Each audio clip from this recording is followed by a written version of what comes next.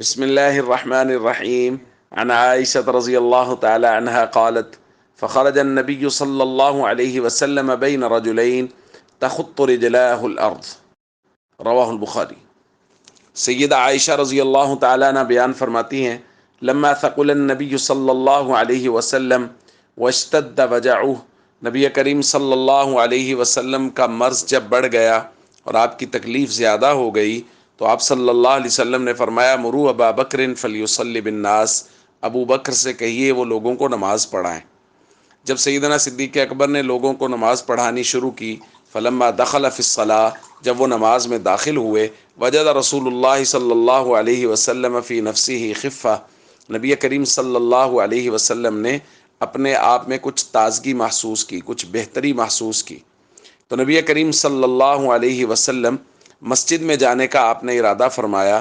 تو سیدہ عائشہ رضی اللہ تعالیٰ عنہ فرماتی، حضور صلی اللہ علیہ وسلم کے مسجد میں جانے کا منظر یہ ہے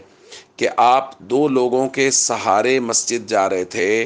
تخط رجلاہ الارض، اس طرح کہ آپ کے پاؤں زمین پر لگ نہیں رہے تھے، گھسٹ رہے تھے، جس کی وجہ سے زمین پر دو لکیریں بن رہی تھی۔ تخط رجلاہ الارض کا یہ مطلب ہے کہ حضور کے پاؤں زمین پر خط بنا رہے تھے، یعنی زمین پر گویا لکیر لگ رہی تھی نبی کریم صلی اللہ علیہ وسلم کے دونوں پاؤں کی وجہ سے۔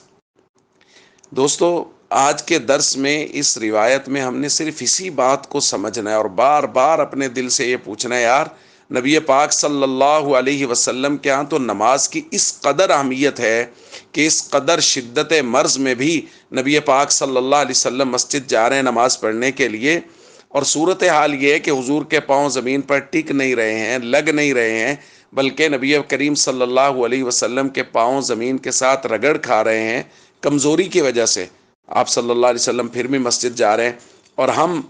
1400 سال بعد کے امتی، ہمارا حال یہ ہے کہ ہم لوگ نمازوں سے غافل ہیں، سالہ سال، مہینوں کے مہینے گزر جاتے ہیں نمازیں پڑھے ہوئے۔ تو ہمیں نبی کریم صلی اللہ علیہ وسلم کی اس ادا کو ہمیشہ اپنے سامنے رکھنا چاہیے۔ جب بھی نماز چھوڑنے کا خیال آئے تو ہمیں نبی کریم صلی اللہ علیہ وسلم کے پاؤں سے لگتے ہوئے وہ خط، وہ لکیریں نظر آنی چاہیے کہ آپ صلی اللہ علیہ وسلم نے اس قدر مشکل حالت میں بھی نماز نہیں چھوڑی، تو پھر میں اور آپ کس منہ سے نماز چھوڑ رہے ہیں؟